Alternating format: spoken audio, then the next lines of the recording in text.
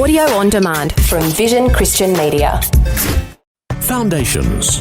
The Maccabees basically stood up and started a 3-year campaign to overthrow the Seleucid Empire.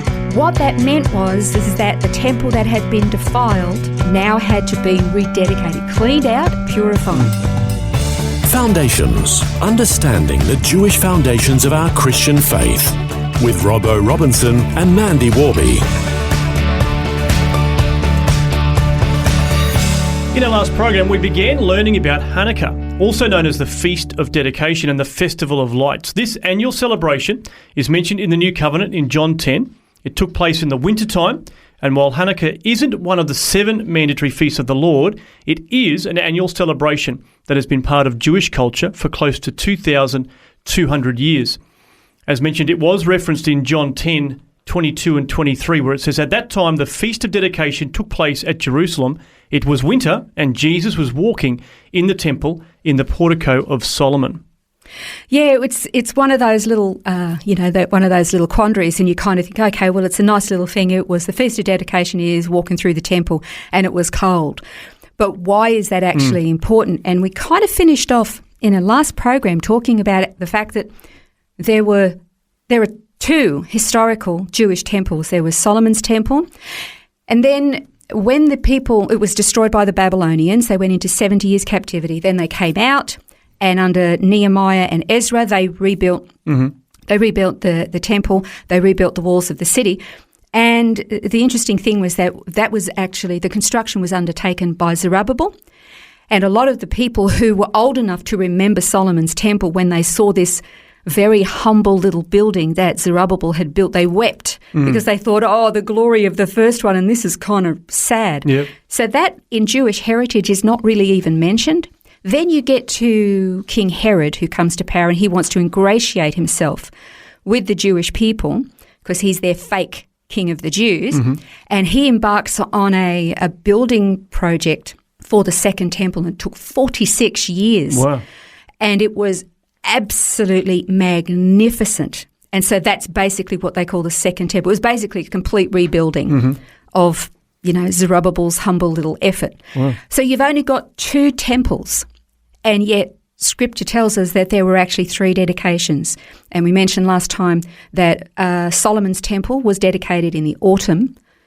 King Herod the Great's temple, the Second Temple, its dedication was in the spring, and yet we're talking about the Feast of Dedication in the winter. Yeah, so what is the third dedication? So what is that third dedication?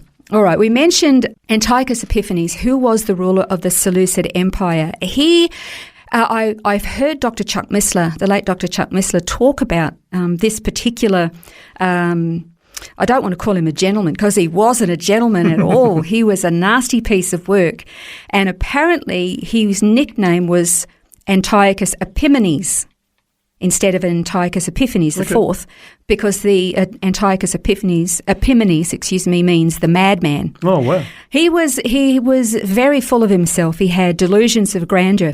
And it was in about the year 168 BC, and the Seleucid Empire, that 1/4 of Alexander the Great's empire that split after his death, it controlled the region that Antiochus Epiphanes IV governed when he was on the throne. He came to the throne through murder and intrigue, so he was a very unsavoury character.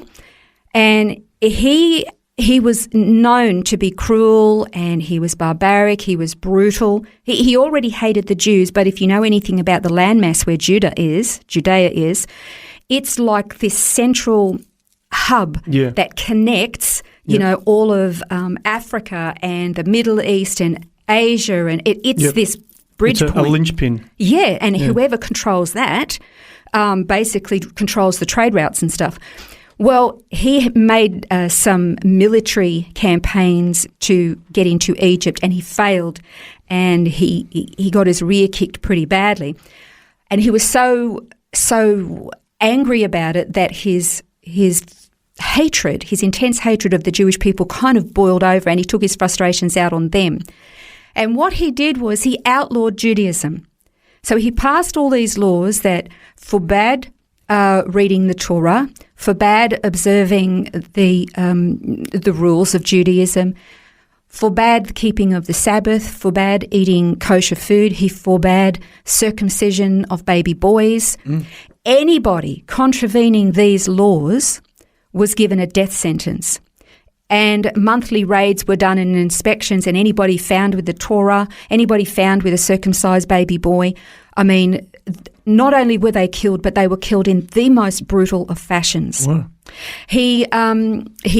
What he wanted was he wanted the Jews to basically embrace his worldview, the gods of the ancient Grecian Empire. He wanted them to conform. And of course, that was never going to happen. And they put up with a lot. They endured a lot. They actually developed one of the traditions that has come into and is part of the celebrations of Hanukkah is the spinning of the little dreidel. It's the dreidel game. Okay. And I've never played it, but my understanding is that it has letters on the little dreidel, and they would spin that and play a game, and the letters meant certain things within Judaism. So it was a way of being able to practice their faith in secret. And so there was no way in the world that, this attempt was going to stop the Jews from being the Jews. But a lot of people died as a result. But what really brought it to a head was that he decided that he was going to take over the temple. He took all of the vessels that had been remade and put there and, kept them for himself. He had a pig slaughtered on the altar in the temple. And if that wasn't bad enough, he then had a statue of Zeus put into the Holy of Holies. Wow. Now, the Holy of Holies was the one place on planet Earth where God's presence was said to dwell. Now, we know our God as being the Most High God.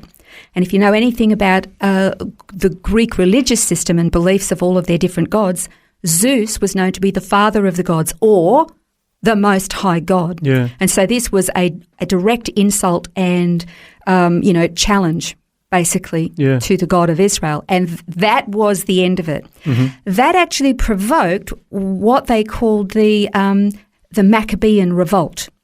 Okay? The Maccabees basically stood up and started a campaign, a 3-year campaign to overthrow the Seleucid Empire. And they did it. Wow. It took them 3 years, but they did it. What that meant was that the temple that had been defiled now had to be rededicated, cleaned out, and then rededicated, purified. Because obviously having a pig slaughtered on the altar is like just completely contrary to the Jewish religion at every level. Absolutely. They weren't even allowed to physically touch a pig. They couldn't touch the ground that a pig had touched, if you know what I mean. That's how offensive and unclean this was. So they're having this pig slaughtered in the temple. So they had to clean it all out. But then part of the process of the rededication is the lighting of the menorah, the 7-branched candlestick. Well, the rededication was set for the 25th of Kislev, which also happened to be Antiochus Epiphanes' birthday, so it was, I think, a little bit of an insult to him too. But they needed oil. Now, the oil to be burnt in the temple had to be especially produced to make sure that it was kosher, and it took a week to produce this special oil. They only had enough oil for 1 day. So the way the menorah works is you've got the 7 branches. One branch is called the servant. You light that, and then off that you then light the first branch and then the second branch. But they only had enough oil to last for 1 day. The miracle of Hanukkah, which is why it's called the Festival of Lights, because the menorah is the light in the temple, is that the 1 day's worth of oil lasted a full 8 days, because that first day and then a week after for the production of more oil. That's the miracle of Hanukkah. Wow. This 8 days worth of oil. So it's a miraculous provision that God took care of. Absolutely. That's amazing. And that is why there is a variation in the menorah. Sometimes you will see the 7-branched menorah. That is the one to sit in the temple proper. But the 9-branched menorah is the Hanukkah menorah. One branch is the servant branch, and the other 8 branches to represent the days of the miracle of this 1 day's worth of oil burning for that full 8 days. Well, we've got more to learn about Hanukkah, and we're going to do that in the next program. Finishing this series, and in particular, we're going to learn what's so important for both Jews and Christians in the future in reference to Hanukkah. This has been Foundations, a look at the Jewish foundations of our Christian faith. For study notes, resources and more, see vision.org.au/foundations. Thanks for taking time to listen to this audio on demand from Vision Christian Media. To find out more about us, go to vision.org.au.